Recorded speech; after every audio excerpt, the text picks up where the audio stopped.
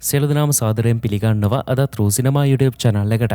අද අපි කතා කරන්නේ 2026 මේ අවුරුද්දේ අලුතෙන්ම නිකුත් වුණු සිස්ටම් කියන හින්දි මූවී එක ගැන. ලීගල් ඩ්‍රාමා ත්‍රිලර් කැටගරි යටතට වැටෙන මේ මූවී එක මේ වෙනකොට IMDb ගේ 6.1ක් වාර්තා කරගෙන තියෙනවා. එතෙන් ගොඩ දෙනෙක් ආස කරන court room drama type එකේ ඒ කියන්නේ උසාවි සංකීර්ණයක් ඇතුළත සිද්ධ වෙන නඩු විභාග කිහිපයක් ඔස්සේ තමයි අද කතාව නිර්මාණය වෙලා තියෙන්නේ. සපුරුදු විදියටම කතාව පැත්තට ගියොත් මූවී එකේ ප්‍රධාන චරිතය මෙහෙවන්නේ සෝනාක්ෂි සිං විසින් ඒ වගේම පබ්ලික් ප්‍රොසිකියුටර් එහෙම නැත්නම් රජ නීතිඥයෙක් විදියට තමයි නෙහ කියන චරිතය නිර්මාණය වෙලා තියෙන්නේ. එතෙන් පළවෙනි නඩුවේ ඉඳගෙනම සාර්ථකව ඉස්සරහට යන්න නෙහට ලොකු ආසාවක් තියෙනවා. ඒ වගේම මේ වෙනුවෙන් නෙහ ටිකක් අමුතු ක්‍රමවේදයක් උත්සාහ කරනවා. එතෙන් අන්න ඒකත් එක්කම ටිකෙන් ටික ඉස්සරහට යනකොට තමයි නෙහ කීයටවත් බලාපොරොත්තු නොවන අභියෝග ගොඩකට මුහුණ දෙන්නේ. එතනින් නතර නොවේ කතාවේ අවසාන භාගයේ වෙනකොට එයාටත් නොදැනීම නෙහ ලොකු අපරාධ සැලසුමක කොටස්කාරියක් වෙලා ඉවරයි. ඉතින් මෙයා මේකෙන් ගොඩ එන්නේ කොහොමද? ඒ වගේම මේ කියන අපරාධය මොකක්ද? හිතා ගන්නවත් බැරි තරම් ෂොකින් ට්විස්ට් එකක් එක්කම අද සමාජයට වටින ගොඩක් ලොකු පාඩමක් මූවී එකෙන් අපිට කියලා දෙනවා. එහෙමනම් අපි යමු මූවී එකට. ඔයා තාමත් රූසිනමා අපිව subscribe කරලා එකතු වෙලා නැත්නම් දැම්ම subscribe කරන්න. අලුත්ම වීඩියෝ එක දාපු ගමන් දැනගන්න bell icon එක all දාලා තියාගන්න. එහෙමනම් අපි යමු සිස්ටම් 2026 මේ මූවී එකේ සම්පූර්ණ කතාවට. මේ දිනවල පැවැත්වෙන ක්‍රිකට් මැච් බලන ගමන් පොඩි ගේම්ස් ප්ලේ කරලා මුදල් හම්බ කරන්න ඔබත් කැමතිද? ඔයාලා දන්නවනේ 1x site එක ගැන. ඔයත් ක්‍රිකට් රසිකයෙක් නම් කරන්න තියෙන්නේ මේ දවස්වල යන මැච් දිනන්නේ කවුද? වැඩිම ලකුණු ගහන්නේ කවුද? වැඩිම විකට් ගන්න කවුද? වගේ පොඩි දේවල් අනුමාන කරන්න. ඔයාගේ අනුමානය හරි ගියොත් සල්ලි තමයි. ඒ වගේම චිකන් රෝඩ් කියලා අලුත්ම මිනි ගේම් එකක් රිලීස් කරලා තියෙනවා. ඔයාලා 1x එක එකතු වෙද්දී මෙන්න මේ කෝඩ් එක පාවිච්චි කරොත් රුපියල් 35000ක බෝනස් මුදලක් දිනා ගන්නත් මේ දවස්වල අවස්ථාව තියෙනවා.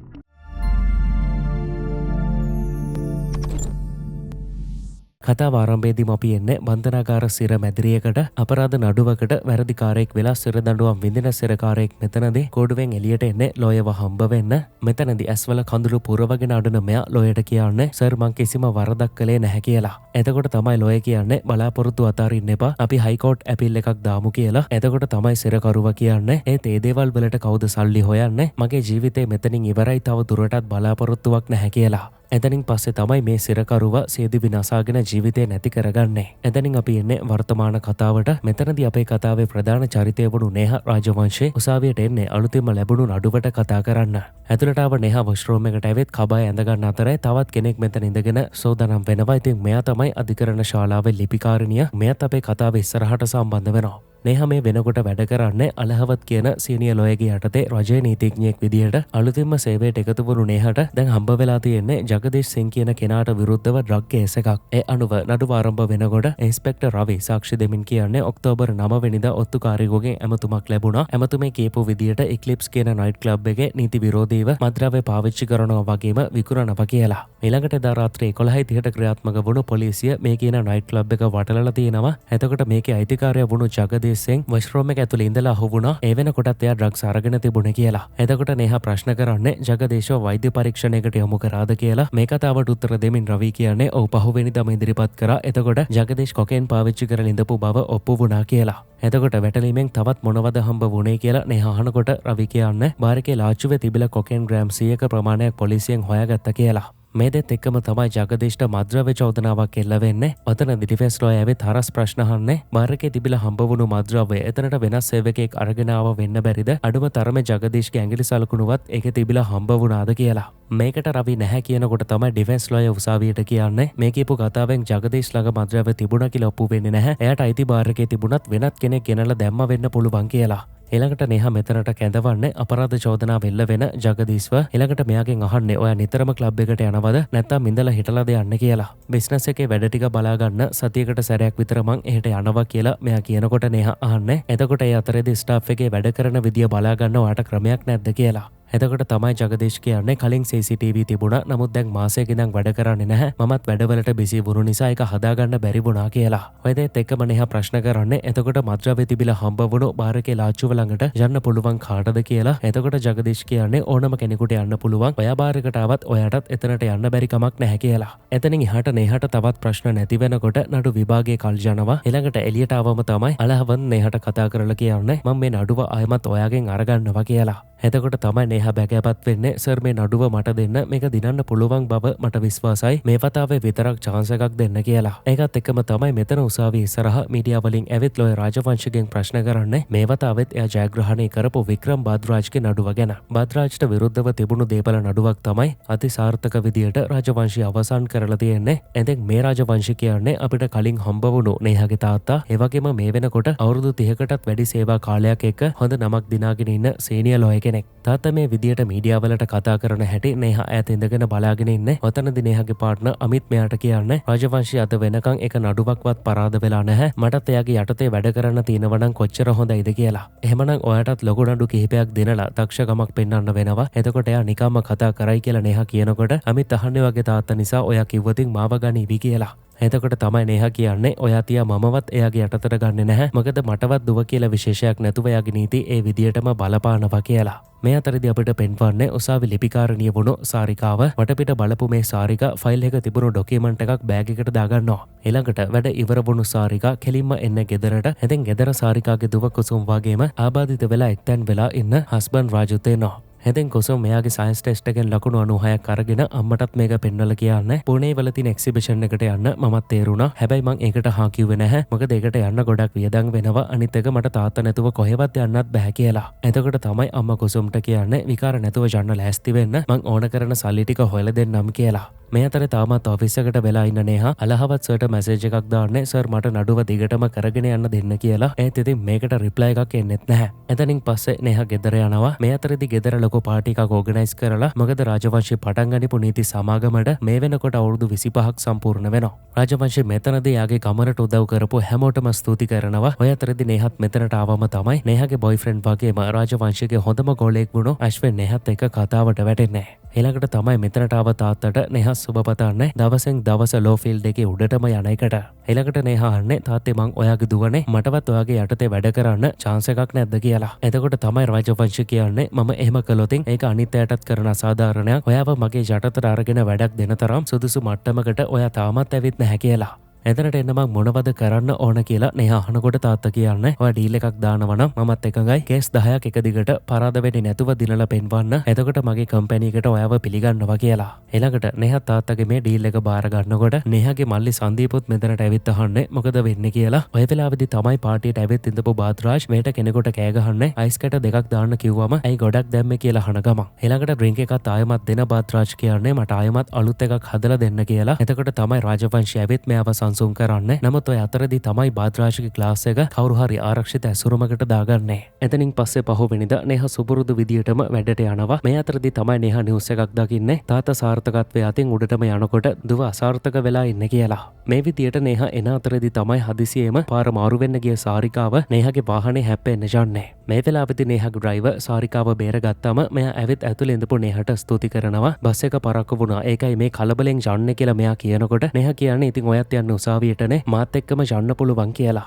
එතකොට තමයි සාරිකත් වාහනේට නැගලා යවඳුන් වල දෙන්නේ. ඊළඟට නේහා රජයේ නීතිඥයෙක් බව දන්න සාරිකා අහන්නේ ළඟදී නේද රස්සාවට ආවේ කොහොමද වැඩ ටික කියලා. එතකොට තමයි නේහා කියන්නේ හිතුවට වඩා නම් අමාරුයි. එහෙම වෙන්නේ අලුත් නිසා වෙන්නේ නැති ඒ තාමත් මං අතාරින්නේ නැහැ කියලා. එතකොට තමයි සාරිකා කියන්නේ රජයේ නීතිඥයෙක්ට වැඩ කරන්න ගොඩක් අමාරුයි. මොකද අනිත් පාර්ශවයේ විත්තිය වෙනුවෙන් පෙනී ඉන්න ලොයස්ලා කරන්නේ ඔයාලා උසාවියට පෙන්වන සාක්ෂි බොරු කියලා ඔප්පු කරන එක විතරයි කියලා. ඉතින් ඒකෙන් එයාලා ලොකු වාසියක් ගන්නකොට රජයේ නීතිඥයන්ට සිද්ධ වෙන්නේ මොකද නොකර බලන් ඉන්න කියමින් සාරිකා මෙතනදී කියන්නේ මං මේ වගේ සිද්ධි ඕනතරම් දැකලා තියෙනවා කියලා. ඉතින් ඔයා හිතන විදියට මං නඩුව පරදීවිද කියලා නේහා අහනකොට සාරිකා කියන්නේ ඒක ඉතින් විනිසුරුතුමා තමයි තීරණය කරන්නේ. ඊළඟට වාහනෙන් බහින සාරිකා නේහාට කියන්නේ ඔයාට මං දෙයක් කියන්නම්. හැම කෙනෙක්ම බලන්නේ අපරාධකාරයක් කරලා තියෙන අපරාධය දිහා. ඒත් එයාලා කරලා නැති දෙයක් නඩුවට උදව් වෙන්න පුළුවන්. ඒ ගැන හොයලා බලන්න. ගොඩක් අය වරද්ද ගන්න තැනක් තමයි ඒක කියලා. සාරිකා කියපු මේ කතාව හිතට වැදුණු නේහා ඊළඟ දවස් දෙකම ගත කරන්නේ එයාගේ නඩුවේදී ජගදීෂ් කරලා තිබුණු අපරාධය ගැන නෙමෙයි. එයාට මගහැරුණු දේවල් ගැන විස්තර හොයන ගමන් එතකොට තමයි CCTV සම්බන්ධව වැදගත් දෙයක් හොයාගන්න නේහාට පුළුවන් වෙන්නේ. ඒ අනුව අදාළ දවසේ අවසන් නඩු විභාගය ආරම්භ වෙනවා. මෙතනදී නේහා කවුරුත් නොහිතපු තර්කයක් ඉදිරිපත් කරන්නේ ජගදීෂ් මද්ද්‍රව්‍ය පාවිච්චි කරා සහ විකුණුවා කියන්න පැහැදිලි සාක්ෂියක් නැති වුණත් 2006 ආහාර සුරක්ෂිතතා පනත යටතේ වරදක් සිද්ධ කරලා තියෙනවා කියලා. මොකද පනත 66 වෙනි වගන්තියට අනුව යම්කිසි ආයතනයක හෝ ආපන ශාලාවක වැරද්දක් සිද්ධ වුණොත් ඒකේ වගකීම ගන්න ඕන අයිතිකාරයා කියලා. එතෙන් තමන්ගේ බාර් එකේ CCTV වැඩ කරන්නේ නැති බව ජගදීෂ් පිළිගත්තා. ඒව අලුත් වැඩියා කරන්න තෝමනාවක් නොතිබුණු බවත් එයා පිළිගත්තා. එතකොට ඒකෙන් ඔප්පු වෙන්නේ මේ අපරාධය වසන් කිරීමට දරපු උත්සාහයක් කියලා. නේහගේ මේ තර්කයට ඩිෆෙන්ස් ලෝයටත් කට උත්තර නැති වෙනවා. එතනින් පස්සේ තමයි නඩු තීන්දුව දෙමින් විනිසුරුතුමා කියන්නේ කට උත්තර සහ සාක්ෂි අනුව මද්ද්‍රව්‍ය ළඟ තබා ගැනීම, ජාවාරම් කිරීම යන චෝදනා දෙකටම ජගදීෂ් වැරදි කරු කරනවා. එවැගේම CCTV කැමරා වැඩ නොකිරීම හිතාමතා කරපු උපක්‍රමයක් බවත් අධිකරණය විශ්වාස කරනවා. මේ නිසා අධිකරණය ජගදීෂ්ට අවුරුදු 10ක සිර දඬුවමක් 1,02,000ක දඩයකොත් නියම කරනවා කියලා. මේ දෙත් එක්කම නේහා එයාගේ පළවෙනි නඩුව දිනනවා. මේ අතරේ ජගදීෂ් මම මේ මොකොත් දන්නේ නැහැ කිව්වත් විනිසුරුතුමාගේ තීන්දුව ක්‍රියාත්මක වෙනවා. මේ වෙලාවේදී නේහා බලන්නේ එතන ඉන්න සාරිකා දිහා. ඊළඟට ඇවිත් සාරිකාව ඔෆිස් එකේදීම හම්බ වුණු නේහා මෙයාට ස්තුති කරන්නේ. ඔයා නිසා තමයි මේ නඩුව මට දිනන්න පුළුවන් වුණේ කියලා. එහෙමනම් ඔයාගේ කාණේ මට තේ එකක් අරන් දෙන්න කියලා සාරිකා කියනකොට තමයි කෝට් රිපෝටර් කෙනෙක් වුණු රාඝව මෙතනට එන්නේ. අද සිද්ධ වුණු නඩු විභාගවල පිටපත් සාරිකාගෙන් ඉල්ලගෙන යන්න.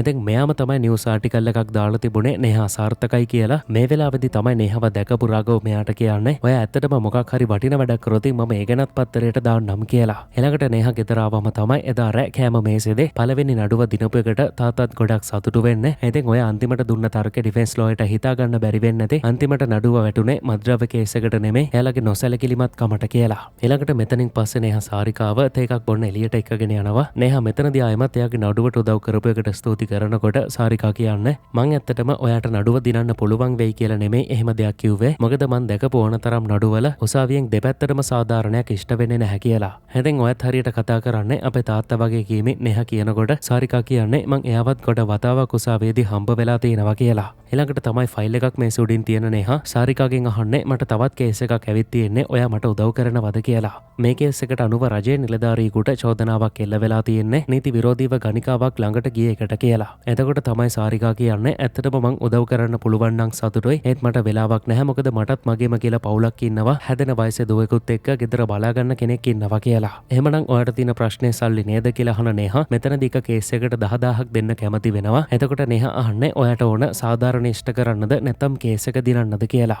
එතෙන් සාධාරණද නැද්ද කියන උසාවියයි තීරණය කරන්නේ මට ඕන බාර වෙන හැම කේස් එකක්ම දිනන්න කියලා නේහා කියනකොට ඔයාට ඒකපාරටම මගෙන් උපදෙස් ගන්න හිතුනේ කියලා. එතකොට තමයි නේහා කියන්නේ ඔයා තමයි උසාවියේ වෙන හැම දෙයක්ම දන්නේ. මොකද කතා වෙන හැම දෙබසක්ම හැම දෙයක්ම ඔයා සටහන් කරගන්න වනේ කියලා. එතකොට ලෝයස්ලා 10 දෙනෙක් ළඟවත් නැති තරම් ලොකු දැනුමක් ඔයා ගාව තියෙනවා කියලා නේහා කියනකොට සාරිකා උදව් කරන්න කැමති වෙන්නේ එක කේස් එකකට 20000ක මුදලක් ඉල්ලන ගමන්. එතෙන් සල්ලි ප්‍රශ්නයක් නොතිබුණු නේහත් මේකට එක පයින්ම කැමති වෙන්නේ. මොකද දැන් නේහට ඕන එක දිගටම නඩු 10ක් දෙනලා තාත්තට එයාගේ වැඩ පෙන්වන්න. ඒ වගේම දෙන්න අතර තියෙන මේ ගනුදෙනුව ගැන කාටවත්ම හෙළි නොකරන්නත් නේහා සාරිකාට පොරොන්දු වෙනවා. ඔය අතරදී අපි එන්නේ වෙනත්ම සිදුවීමකට. මේ වෙලාවේදී කායකකින් ආව ගෑනු ළමෙක් බැහැලා යන්නේ වික්‍රම් බාද්රාජ්ගේ ගෙදරට.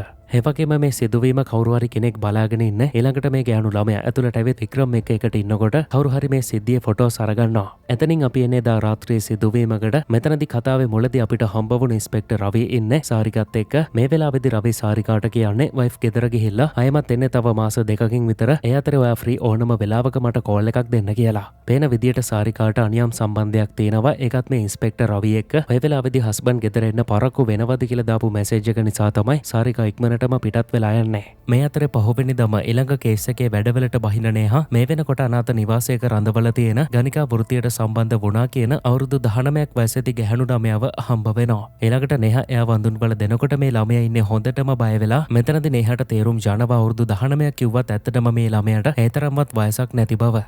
මේ ගෑනු ළමයාගේ නම රුක්සානා. ඒ වගේම අම්මා තාත්තා නැති මෙයාගේ නැන්ද විසින් තමයි මුදල් වෙනුවෙන් මෙයාව අලෙවි කරලා තියෙන්නේ. නේහට මෙතනදී ප්‍රශ්න කිරීම මුකුත් කරගන්න බැරි වෙන්නේ මාව ගෙදර එක්කගෙන යන්න කියලා රුක්සානා හොඳටම අඬන නිසා. ඊළඟට නේහා මෙයාව තුරුළු කරගන්න බය නැතුව ඉන්න මං ඔයාව මෙතනින් බේරගන්නම් කියලා. හොඳනින් පස්සේ නේහා සාරිකාව ගෙදරට ගෙන්ව ගන්න රුක්සානාගේ මේ කේස් එක ගැන කතා කරන්න. එතකොට තමයි සාරිකා පැහැදිලි කරන්නේ රුක්සානා කියන්නේ අවුරුදු 19ක් වයස ඇති කෙනෙක්. එතකොට පළවෙනි එක එයා බාලවයස්කාරියක් නෙමෙයි. ඊළඟට රුක්සානා මේ වෙනකොට චෝදනා ලැබපු ඒ කියන්නේ ගණිකා වෘත්තියේ යෙදුන බවට චෝදනා ලැබපු කෙනෙක්. එතකොට ඒ වෙනුවෙන් තියෙන නීතිත් වෙනස් වෙනවා කියලා. ඊළඟට මේ වෙනුවෙන් තියෙන පළවෙනි නඩු විභාගය අතරේදී අපරාධකරු ප්‍රමෝද් මිශ්‍ර වෙනුවෙන් පෙනී ඉන්න ඩිෆෙන්ස් ලෝයර් කියන්නේ ප්‍රමෝද් මිශ්‍ර සමග මේ කියන කාන්තාව කැමැත්තෙන් තමයි ඉඳලා තියෙන්නේ. එතකොට ඒකට ගණිකා සේවය ලබා ගැනීම කියලා චෝදනා කරන්න බෑ කියලා. ඒ අනුව පොලිසිය මෙයාලව වටලනකොට එයාලා ඉඳලා තියෙන්නේ රුක්සානගේ නැන්ද පින්කිගේ ගෙදර. ඒ වගේම දෙන්නම වැඩිහිටියන්. එතකොට ඒ දෙන්න කාමරයක් ඇතුළට වෙලා යාඥා කරත් ටීවී බැලුවත් කාඩ් සෙල්ලම් කරත් මොන දේ කරත් ඒක නීතියට පටහැනි දෙයක් නෙමෙයි කියලා.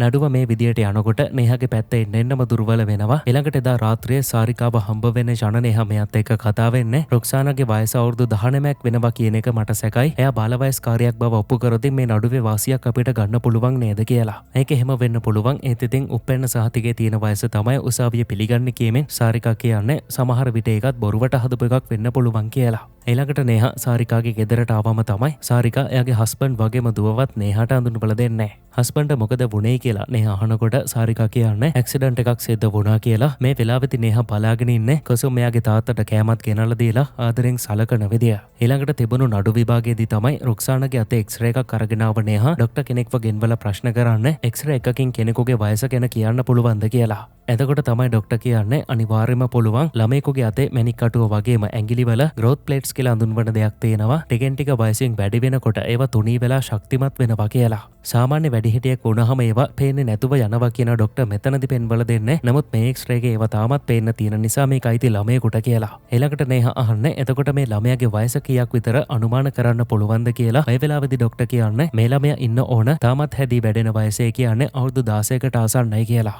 එතෙන් නේහා දැන් මේ විදියට උත්සාහ කරන්නේ රුක්සාන බාලවයස්කාරියක් බව ඔප්පු කරන්න. නමුත් එතකොට තමයි ඩිෆෙන්ස් ලෝයර් ඇවිත් ડોක්ටර්ගෙන් අහන්නේ අස්ති සැකිල්ලක් දිහා බලලා හැම දෙයක්ම කියන්න පුළුවන්ද? කෙනෙකුගේ උපන්දිනය හරියටම කියන්න පුළුවන්ද කියලා. එහෙම නිශ්චිත දවසක් කියන්න බෑ කියලා ડોක්ටර් කියනකොට මෙයා ප්‍රශ්න කරන්නේ එතකොට ඔය කියන අස්ති වර්ධනය අවුරුදු 18න් පස්සේ සිද්ධ වෙන්නේ නැද්ද? එහෙම වෙනවනම් රුක්සානගේ වයස අවුරුදු 19ක් බවට පිළිගන්නත් බැරිද කියලා. මේ කතාවට උත්තර දෙමින් ડોක්ටර් ඔව් එහෙම වෙන්න පුළුවන් කියනකොට නේහා ගෙනාපු මේ තර්කයත් බිඳ වැටිලා යනවා. එතනින් ආයමත් නඩුව කල්ජනකොට නේහා එදා රාත්‍රියේත් කල්පනා කරන්නේ මේක විසඳන ක්‍රමයක් ගැන. ඔය වෙලාවේදී තමයි කෝට් රිපෝටර් කෙනෙක් වුණු රාඝව්ගෙන් නේහාට වීඩියෝ එකක් එන්නේ. ඉතින් මේ වීඩියෝ එකේ රුක්සානට සිද්ධ වුණු අපරාධය ගැන බරපතල සාක්ෂියක් තියෙනවා. මොකද මේ තියෙන්නේ විත්තිකරු ළමයට හිංසා කරන වීඩියෝ එකක්. ඊළඟට නේහා කෙලින්ම මේක උසාවියට ඉදිරිපත් කරනකොට විනිසුරුතුමත් මේක පරීක්ෂා කරනවා. විත්තිකරු වීඩියෝ එකේදී ළමයාගේ වයස අහනකොට රුක්සාන අවුරුදු 15යි කියලා උත්තර දෙනවා. ඊළඟට රුක්සාන එයාව අතහරින්න කියලා කොයිතරම් බැගෑපත් වුණත් අපරාධකාරයා බලහත්කාරයෙන්ම රුක්සානව රේප් කරලා තියෙනවා. එතනින් පස්සේ තවදුරටත් ඩිෆෙන්ස් ලෝයරටත් කතා කරන්න දෙයක් නැති වෙනකොට උසාවි තීන්දුව ප්‍රකාශයට පත් වෙනවා. ඒ අනුව මේ අපරාධය කරපු ප්‍රමෝද් මිශ්‍රට අවුරුදු 20ක සිර දඬුවමක් නියම වෙන්නේ අවුරුදු 10ක් බරපතල වැඩ සහිත සිර දඬුවම් විදියට.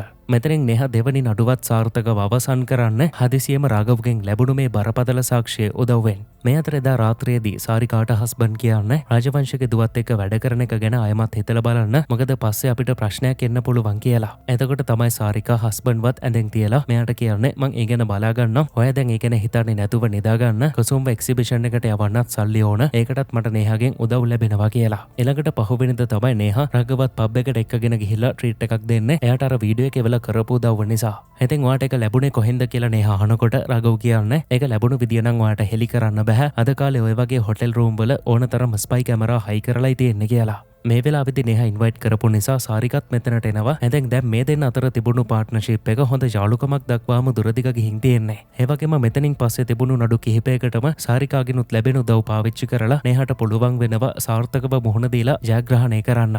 මේ දේවල් වලට කලගුණ සලකන්නත් අමතක නොකරන නේහා සාරිකාගේ හස්බන්ඩ් අලුත්ම රෝදපුටුවක් වගේම දුව කුසුම්ටත් ඉස්කෝලේ වැඩවලට ඕන කරන පොත් අරගෙන දෙනවා. මෙතනින් පස්සේ තවත් කාලය ගත වෙනකොට රජයේ නීතිඥයෙක් විදියට එක දිගටම නඩුවලට පෙනී ඉඳපු නේහා මේ වෙනකොට නඩු 9ක්ම දිනලා ඉන්නේ. ඊළඟට අපිට පෙන්වන්නේ කතාවේ මුලදීත් අපිට හම්බ වුණු වික්‍රම් බාත්රාජ් කියන බිස්නස්මන්ව. බාත්රාජ් මෙතනදී කමර්ෂල් ෂූට් එකක් ඉවර වෙලා මේකට සම්බන්ධ වුණු මොඩෙල්ට කියන්නේ හවස් වෙලා එයාගේ අපාර්ට්මන්ට් එකට එන්න කියලා. නමුත් මේ වෙලාවේදී තමයි බාත්රාජ්ට නාදුරන අංකයකින් ෆොටෝස් දෙකක් එන්නේ. මේ දෙකේ තියෙන්නේ එයා දවසක් එයාගේ අපාර්ට්මන්ට් එකට ගෑනු ළමෙක්ව ගෙන්න ගනිපු විදිය. මේක දැකපු බාත්රාජ් ගොඩක් බය වෙනකොට තවත් පැත්තකින් අපිට පෙන්වන්නේ සාරිකාව. සාරිකා මේ වෙලාවේදී යන්නේ එයා තනි ළමයෙකුට කරපු ටියුෂන් ක්ලාස් එකට. ඉතින් අද සාරිකා විනාඩි 10ක් කලින් ඇවිත් තියෙන්නේ මේ කියන ළමයා රයන්ට කලින් ක්ලාස් එක ඉවර කරන්නම් කියලා පොරොන්දු වෙලා. මතනින් පස්සේදා රාත්‍රියේදී නේහාගේ තාත්තා රාජවංශිට බාත්‍රාජ්ගෙන් දිගින් දිගටම මැසේජ් එන්නේ මං ලොකු අමාරුවක වැටිලා ඉන්නේ ඇවිත් මාව බේරගන්න කියලා. ඊළඟට නේහත් රෑ වෙලා ගෙදර එනවා. මේ වෙලාවේදී තමයි තාත්තා නේහට කියන්නේ දිනන හැම නඩුවක් ගානෙම ඔහොම පාටි දාන්න ගියොතින් ඔයාට මං වගේ දියුණු වෙන්න බැරි වේවි. මොකද මං එහෙම කරා නම් අද මං මේ තැන ඉන්නේ නැහැ කියලා. ඉතින් මම ඒ ගැන බලාගන්නම් කියලා නේහා තාත්තට කියන්නේ ඔයා කියපු කේස් 10 දිනන්න තව මට එකයි තියෙන්නේ. ඒකත් මං දිනලම පෙන්වන්නම් කියලා. එතකොට තමයි රාජවංශි මෙතනින් යන්නේ 10 වෙනි කේස් එක ඔයාට දිනන්න ලැබෙයි කියලා ගොඩක් ලොකු විශ්වාසයක් තියාගන්න එපා කියලා. ඊළඟට තමයි නේහා නිවුස් වලින් දකින්නේ ඉතායා කෙනාරි කියන සෝෂල් මීඩියා ඉන්ෆ්ලුවෙන්සර් එයාගේ ඇපාර්ට්මන්ට් එක ඇතුළේදී ෆෑන් එකේ බෙල්ලවැල දාගෙන සේදිවි නසාගෙන කියලා.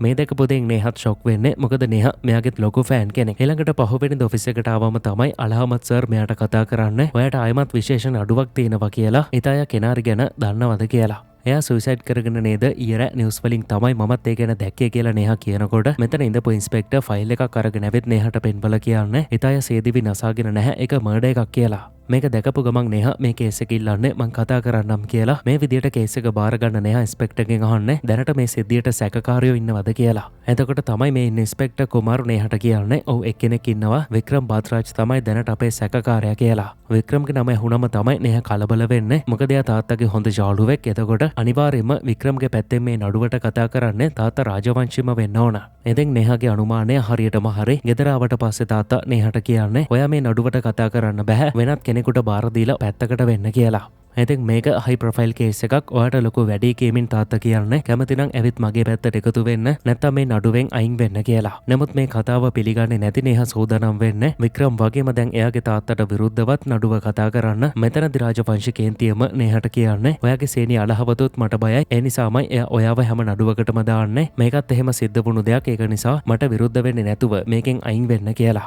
එතකොට තමයි නේහා ප්‍රශ්න කරන්නේ මං එක දිගටම කේස් දිනාගෙන එන එක ඔයාට බලාගෙන ඉන්න බැරිද? මං හැමදාම ජූනියර් ලොය කෙනෙක් විදියට ඉන්නවටද ඔයා කැමති? මටත් ඕන මේ වගේ ලොකු කේස් එකක් දිනලා මගේම කියලා අනන්‍යතාවයක් හදාගන්න කියලා. ඔයා මාව මේ කේස් එකෙන් අයින් කරන හැටි දැක්කම මට මේක අනිවාර්යයෙන්ම ඕන කියන නේහා තාත්තට විරුද්ධව කතා කරනකොට මේ රණ්ඩුව ටිකක් දුර දෙක යනවා. ඔය වෙලාවේදී තාත්තා නේහට ගෙදරින් යන්න කියන්නේ රජයේ නීතිඥයෙක් විදියට එහෙනම් උසාවියේදී හම්බ වෙමු කියලා. ඒ අනුව පහුවෙනිද උදේ නේහා ඇඳුම් බෑග් ටිකක් පැක් කරගෙන ගෙදරින් පිටත් වෙලා යනවා. මේ වෙලාවේදී නේහාගේ අම්මා රාජවංශිට එයාව නවත්තන්න කිව්වත් මෙයා කියන්නේ එයා නඩුව පරාද වුණාට පස්සේ ආයෙමත් ගෙදර එවේ. එතකම් පාඩමක් ඉගෙන ගන්න යන්න දෙන්න කියලා. දැන් මේ විදියට ගෙදරින් පිටත් වෙලා එන නේහා ඇවිත් හම්බ වෙන්නේ සාරිකාව. මේ වෙලාවේදී සාරිකා තමයි නේහට තාවකාලිකව නතර වෙන්න ගෙදරක් හොයලා දෙන්නේ. එතනින් පස්සේ වැඩ පටන් ගන්න නේහා ඉන්ස්පෙක්ටර්ව ගෙන්වලා මෙයාත් එක්ක කතා කරන්න. එතෑගේ කේස් එක මිනිමරුමක් වෙන්නේ කොහොමද කියලා. එතකොට තමයි කුමාර් පැහැදිලි කරන්නේ සාමාන්‍යයෙන් සුයිසයිඩ් කරගන්නකොට ලියුමක් ලියලා තියෙනවා. නමුත් මේ වතාවේ එහෙම එකක් හම්බුනේ නැහැ. අනිත් හේතුව තමයි එයාගේ බෙල්ලේ තියෙන සලකුණු කියලා. මොකද සාමාන්‍යයෙන් කෙනෙක් එල්ලුනහම ඇඟේ බර නිසා එල්ලෙන ලණුවට හෝ රෙද්දට බෙල්ල දෙපැත්තෙන් තමයි පේශී තද වෙලා හුස්ම හිර වෙන්නේ. නමුත් ඉතායගේ කේස් එකේදී සම්පූර්ණ බෙල්ල වටේම පේශීන් තද වෙලා ඒ කියන්නේ කවුරු හරි කෙනෙක් හිතා මතාම ඉතායගේ හුස්ම හිර කරලා තමයි ඝාතනය කරලා තියෙන්නේ. එතනින් පස්සේ තමයි ඉතායගේ සිරුර ෆෑන් එකේ එල්ලලා තියෙන්නේ කියලා.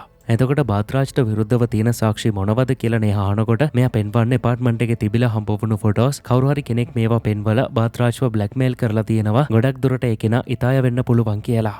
ඒවගේම මරණය සිද්ධ වුණු කාල සීමාව ඇතුළත බාර්රාජ් ඇපාර්ට්මන්ට් එකට ඇතුළු වෙලා ආයමත් ටික වෙලාවකින් පිට වෙලා ගිය බවට CCTV සාක්ෂි තියෙනවා. ඒ විතරක් නෙමෙයි ඉතායගේ ගෙදරදී බිඳලා ගිහපු විදුරුවක තිබිලා බාත්‍රාජ්ගේ ඇඟිලි සලකුණුත් හම්බ වුණා කියලා. මේ අතරදී තමයි රාජවංශයවෙත් බාත්‍රාජ්ව හම්බ වෙන්නේ. ඔතනදී මේ වෙන කිසි දෙයක් මං දන්නේ නැහැ කියලා මෙයා කියනකොට රාජවංශි ප්‍රශ්න කරන්නේ එතකොට මොන හේතුවකටද මේ වෙලාවෙම ඒ ෆ්ලැට් එකට ගියේ කියලා. ඒකත් එක්කම බාත්‍රාජ් හෙලි කරන්නේ කවුරු හරි කෙනෙක් මට කතා කරලා මාව බ්ලැක්මේල් කරා. එයා ළඟ තිබුණු ෆොටෝස් මගේ වයිෆ්ට යවන්න එපා නම් සල්ලිත් අරගෙන ෆ්ලැට් එකේ ටෙරස් එකට එන්න කිව්වා කියලා. ඉතින් අන්න ඒ නිසයි මං එහෙට ගියේ. එහෙම ගිහින් විනාඩි 40කට ආසන්න වෙලාවක් ටෙරස් එකට වෙලා බලන් හිටියා. නමුත් කවුරුත් ආවේ නැහැ. එතනින් පස්සේ මමත් තවත් බලන් ඉන්න බැරි තැන ආයමත් ආපහු ගෙදර ආවා කියලා. ඉතින් එතකොට ඒ ගැන ඔප්පු කරන්න ඔයාට සාක්ෂියක් තියෙන්න ඕන. බ්ලැක්මේල් කරපු කෙනා කෝල් මැසේජ් කරපු ෆෝන් එක කොහෙද කියලා රාජවංශී අහනකොට බාත්‍රාජ් කියන්නේ ඒක දැන් මගේ ළඟ නැහැ. ෆෝන් එකට සිද්ධ වුණු දෙයක් මං දන්නේ නැහැ කියලා. ඉතින් ඔයා මං ගැන අවුරුදු ගානක ඉඳන් හොඳට දන්නවා. අනිත් එකේ කෙල්ලව මරන්න මට කිසි උවමනාවක් නැහැ. මං එයාව දන්නේවත් නැහැ කියමින් බාත්‍රාජ් කියන්නේ මොන දෙයක් කරලා හරි මාව මේ කේස් එකෙන් බේරගන්න කියලා. ඊළඟට ආයමත් එන අතරේ රාජවංශී අක්ෂයට කියන්නේ බ්ලැක්මේල් කරපු ෆෝන් එක හොයාගන්න එක සෑහෙන්න වැදගත්. පොලිසියටවත් ඒක හම්බ වුණේ නැත්තම් කවුරු හරි ළඟ ඒක තියෙන්න ඕන කියලා. ඉතින් වැඩේට හොඳම අයව ගන්න බ්ලැක්මේල් මැසේජ් ආවේ කොහෙන්ද, නම්බර් එක අයිති කාටද, ෆෝන් එක තියෙන්නේ කොහෙද කියලා විස්තර ඔක්කොම හොයාගන්න කියලා. මේ අතරදී නේහා මේ කේස් එක ගැන කතා කරමින් සාරිකාගෙන් අහන්නේ බාත්‍රාජ් එයාව බ්ලැක්මේල් කරපු බව පිළිගන්නවා, නමුත් ඝාතනය කරපු බව පිළිගන්නේ නැහැ කියලා.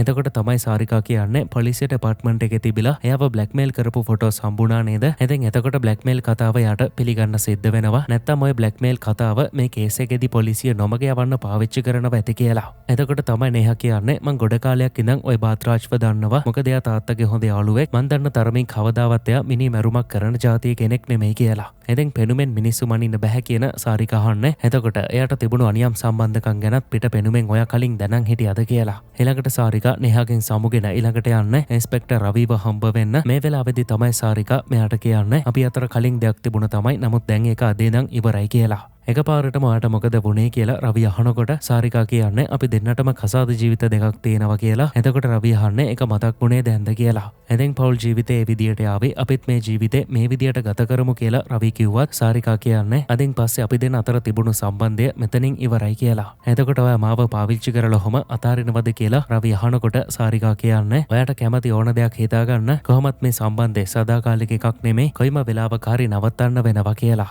ඊළඟට තමයි එතාගේ මර්ඩර් නඩුව ආරම්භ වෙන්නේ. ඔතනදී තාත්තයි දුවයි දෙපැත්තෙන් ඉන්නවා දැකලා වෙනසරුතුමත් පොදුම වෙනවා. නමුත් දෙන්නටම නඩුව ඉස්සරහටම කරගෙන යන්න අවසර දෙනවා. මේ වෙලාවෙදිත් බාත්‍රාජ් උසාවියට කියන්නේ එයා නිවැරදි කරු කියලා. එයානුව අප ඉල්ලීමේ ආයුධම්පත ඉදිරිපත් කරලා තිබුණු නිසා නේහාට සිද්ධ වෙනවා මේකට විරුද්ධ වෙන්න, බාත්‍රාජ්ට අප දෙන එක නවත්තන්න. එයානුව තමයි නේහා විරුද්ධ වෙමින් කියන්නේ මිනිමැරුම් නඩුවකට සම්බන්ධ වුණු කෙනෙකුට පරීක්ෂණ අවසන් වෙනකන් අප දෙන එක අනුමත කරන්න බෑ කියලා. එතකොට තමයි තාත්තා රාජවංශ නැගිටලා මේ කතාවට විරුද්ධ වෙන්නේ. ඔතනදී රාජවංශ කියන්නේ බාත්‍රාජ්ට විරුද්ධව පැමිණිල්ලක් තියෙනවා තමයි, නමුත් එයා අපරාධ කරු බවට ඔප්පු වෙලා නැහැ කියලා. ඒ වගේම බාත්‍රාජ් නඩුව මගහැරලා මේ රටෙන් පැනලයයි කියලා බයක් තියෙනවනම් ඒ වගේ දෙයක් සිද්ධ නොවන බවට මං සහතික වෙනවා කියලා. මේ දෙයට විරුද්ධව නේහා ළඟ ලොකු පොයින්ට් එකක් නොතිබුණු නිසා උසාවිය නියෝග කරන්නේ ලක්ෂ 2 කැපයක් මත බාත්‍රාජ්ව නිදහස් කරන්න, නමුත් විමර්ශන අවසන් වෙනකන් විදේශ ගමන් තහනම් කරන්න. එතෙන් නඩුවේ පළවෙනි දවස නේහාට අවාසි සහගත වෙනකොට එතනින් පස්සේ රාජවංශය ඇවිත් හම්බ වෙන්නේ බ්ලැක්මේල් කේස් එක ගැන විස්තර හොයපු අක්ෂයව.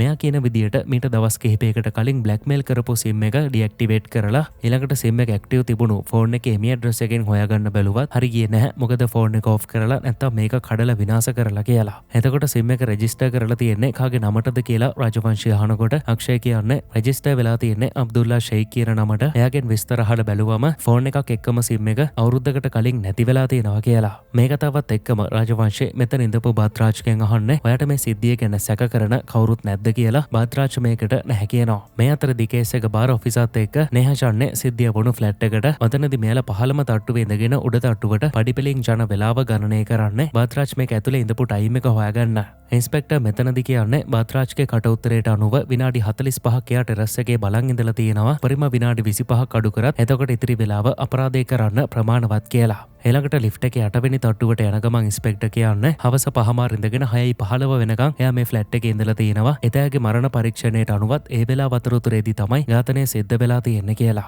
එතනින් පස්සේ එළියට ඇවිත් මෙයාලා කල්පනා කරන්නේ සාමාන්‍යයෙන් මේ ෆ්ලැට් එකේ ඉන්නේ ගොඩක්ම ලොකු සල්ලිකාරයෝ. එතකොට තනියෙන් සෝෂල් මීඩියා වලට වීඩියෝස් හදලා ජීවත් වෙන එතේ වගේ කෙනෙක් කොහොමද මේ වගේ ඇපාර්ට්මන්ට් එකක් මිලදී ගත්තේ කියලා. මොකද මේ ෆ්ලැට් එකේ එක ඇපාර්ට්මන්ට් එකක් කෝටි 4ක මුදලකට තමයි අලෙවි වෙලා තියෙන්නේ. මේ වෙලාවේදී තමයි නේහාගේ පාර්ට්නර් කියන්නේ අපිට සරලවම හිතන්න පුළුවන් එතා ඉන්ෆ්ලුවෙන්සර් කෙනෙක් විදියට පෙනී ඉන්න ගමන් බාත්‍රාජ් වගේ අව බ්ලැක්මේල් කරලා සල්ලි හොයාගන්න නැති කියලා. ඊළඟට නේහා ගෙදර ඇවිත් පහුවෙනිදට තිබුණු නඩුවට ලෑස්ති වෙනවා. මේ කිට්ටුව ඉඳපු සාරිකත් නේහා බලන්න ආවම නේහා මෙයාගෙන් අහන්නේ අද මං සන් ටවර්ස් වලට ගියා. ඔයා එහෙ ටියුෂන් කරනවද? මං පෝස්ටර් එකක් දැක්කා කියලා. ඉතින් ඔව් රයන් කියලා ළමෙක්ට තමයි මං ක්ලාස් එක කරන්නේ. එයාගේ ගණිතය ගොඩක් දුර්වලයි කියලා සාරිකා කියනකොට නේහා අහන්නේ ඔයා එතකොට කවදාවත් ඒ පැත්තේ යන වෙලාවක ඉතායව දැකලා නැද්ද කියලා. ඉතින් මං එයාව දැකලා ඇති. නමුත් හරියටම අඳුරන්නේ නැහැ කියන සාරිකා කියන්නේ මං වැඩිය ඔය සෝෂල් මීඩියා වල ඉන්න චරිත ගැන දන්නේ නැහැ කියලා. ඊළඟට පහුවෙනිදා තිබුණු නඩු විභාගයේදී නේහා උසාවියට කියන්නේ දැනටමත් අපි දන්න විදියට ඉතායා කෙනාරි සෝෂල් මීඩියා ඉන්ෆ්ලුවෙන්සර් කෙනෙක් කියලා. ඒ වගේ මිනායා ප්‍රසිද්ධ අයගේ රහස් එලිපිටම කතා කරපු කෙනෙක් කියමින් නේහා පෙන්වල දෙන්නේ අන්න ඒ විදියටම බාත්‍රාජ්ගේ පෞද්ගලික තොරතුරු ඉනායා ළඟ තිබිලා එතනින් වාසියක් ගන්න හිතපු ඉනායා බාත්‍රාජ්ව බ්ලැක්මේල් කරලා තියෙනවා කියලා.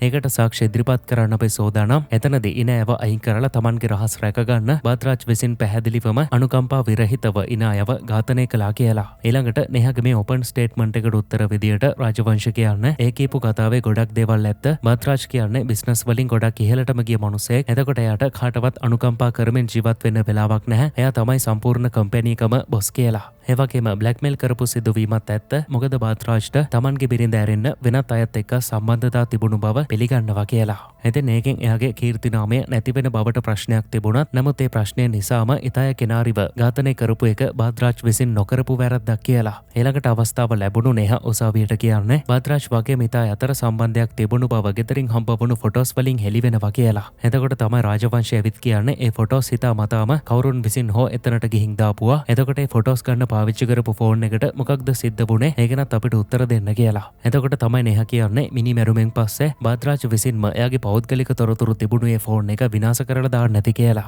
ඉතින් එහෙමයි කියලාට පුළුවන් අනුමාන කරන්න විතරයි කියලා මෙයා කියනකොට නෙහා එමත් කියන්නේ නමුත් බාද්රාජ් ඝාතනය සිද්ධ වෙන්න විනාඩි ගානකට කලින් ෆ්ලැට් එකට ඇවිත් ඝාතනය සිද්ධ වුණු වෙලාවෙන් පස්සේ පිට වෙලා ගිය බවට CCTV සාක්ෂි තියෙනවා කියලා. එතකොට රාජවංශ කියන්නේ ෆ්ලැට් එකේ CCTV තියෙන්නේ ඇතුළත් වීම සහ පිටවීම දොරටුවට විතරයි. නමුත් සම්පූර්ණ ෆ්ලැට් එකේම ගෙවල් 150ක් තියෙනවා. එතකොට බාද්රාජ් හරියටම ඉනාගේ ගෙදරට ගියා කියන එක කොහොමද ඔප්පු කරන්න කියලා. මොකද බ්ලැක්මේල් කරපු කෙනා බාද්රාජ්ට උපදෙස් දීලා තියෙන්නේ ටෙරස් එකට එන්න කියලා. එතකොට බාද්රාජ් ඉනාගේ ගෙදරට ගියා කියන එක නිකම් අනුමානයක් විතරයි කියලා. ඊළඟට නෙහා උසාවියට කියන්නේ නමුත් අපරාධ ස්ථානයේ තිබිලා බාද්රාජ්ගේ ඇඟිලි සලකුණක් හම්බ වුණා කියලා. මේකට උත්තර දෙමින් රාජවංශ කියන්නේ මුළු ගෙදරම ලොකු රණ්ඩුවක් වෙච්ච බවට සලකුණු තිබුණත් බිඳිච්ච එකම එක විදුරු කෑල්ලක විතරයි බාද්රාජ්ගේ ඇඟිලි සලකුණු තිබුණේ. ඒ කියන්නේ අනිවාර්යයෙන්ම මේක කවුරු හරි කෙනෙක් හිතාමතාම බාද්රාජ්ව අහු කරන්න පිටින් එතනට ගෙනවිත් දාපු එකක් කියලා. ඉතින් මේ සම්පූර්ණ අපරාධයේ පිටිපස්සෙම ඉන්න කෙනෙක් පැහැදිලිවම බාද්රාජ්ව මේකට කොටු කරන්න උත්සාහ කරනවා කියමින් රාජවංශ උසාවියට කියන්නේ ඒ වෙනුවෙන් සාක්ෂි එකතු කරන්න තවත් කාලය අපිට දෙන්න කියලා. ඒ අනුව තමයි නඩු විභාගය තවදුරටත් කල් යන්නේ.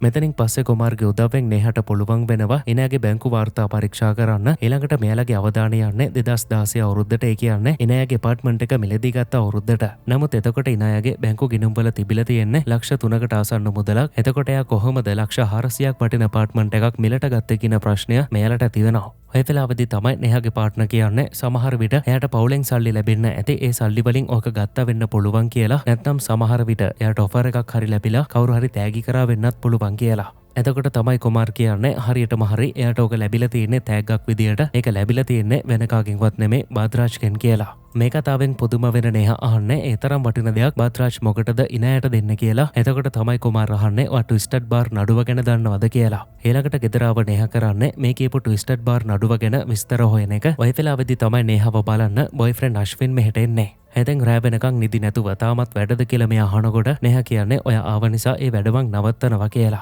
එතනින් පස්සේ දෙන්නම එදා රාත්‍රිය එකට ගත කරනවා. ඊළඟට පහුවෙනිද පාන්දර නැගිටපු නෙහා අශ්වින් ඇඳේ නොඉඳපු නිසා ඇවිත් මෙයාව හොයනවා. එතකොට තමයි අදකින්නේ අශ්වින් එයාගේ ලැප්ටොප් එක චෙක් කරන විදිය. එතකොට තමයි නෙහාට තේරුම් යන්නේ අශ්වින් මෙහෙට ආවේ එයාට ආදරයකට නෙමෙයි නඩුව ගැන එයා දැනටමත් දන්න තොරතුරු ටික තාත්තට ගිහින් කියන්න කියලා. ඔය දේ නිසාම තමයි නෙහා කේන්තියම බැනලා අශ්වින්වත් මෙහෙන් එලවගන්නේ. ඊළඟ නඩු විභාගය ආරම්භ වුණාම තමයි රාජවංශයේ උසාවියට කියන්නේ බාද්රාජ්ව බ්ලැක්මේල් කරපු කෙනාගේ විස්තර තරමක් දුරට අපි හොයාගත්තා. ලැබුණු තොරතුරු වලට අනුව බ්ලැක්මේල් කරපු කෙනා ඉඳලා තියෙන්නේ ඉනාගේ ගෙදරට ගොඩක් දුරින් තියෙන හත්පසින්ම වෙනත් ප්‍රදේශයක කියලා.